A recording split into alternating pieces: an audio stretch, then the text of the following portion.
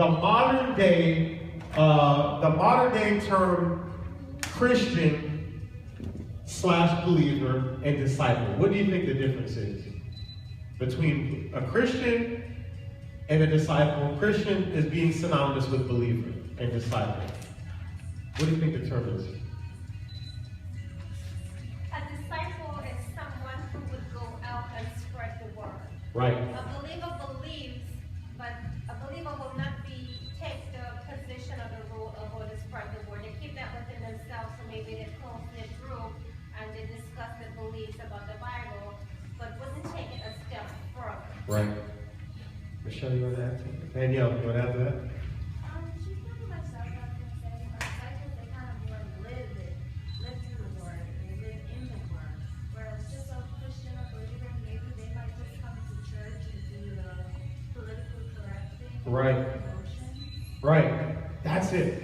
So that's exactly what it is. So there's a big difference. Jesus wants disciples, man. He doesn't just want people who are saying, yeah, I'm Christian, I believe. Do you know that many people believe in God? You don't have to know God to believe in Him. I believe in God, but to be a disciple.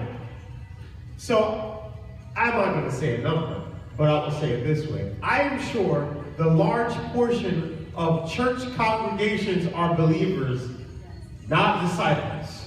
Because we would know that they're disciples because they actually followed Jesus. Who were the first disciples? The 12, correct? What did they go out and do? Whatever they saw. Spread the word, heal the sick, raise the dead, multiply, brought the gospel. They were disciples.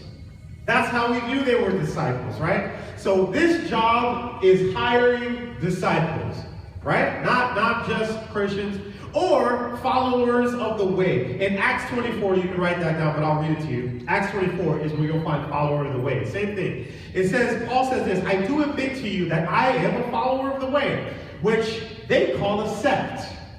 Paul is saying, I gotta admit to you, I'm a follower of the way. They call it one of those sects, those David Koresh kind of deals that there. But he says, accordingly, I worship the God of our ancestors, and I believe everything in the law. He believes everything in the law and what was written by the prophets. He believes everything in the word. And he says, the hope I have in God, I also share with my accusers.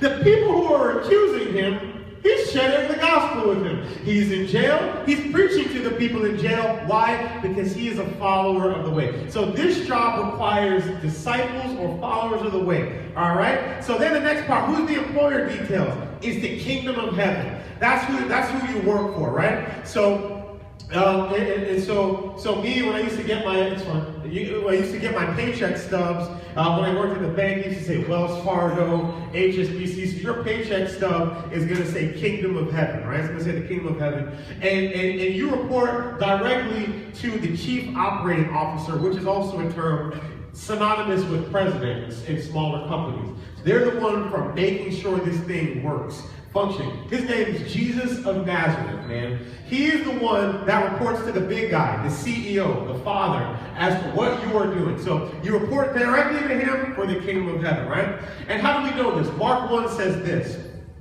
And read Mark 1, but it says, not right now, but it says this.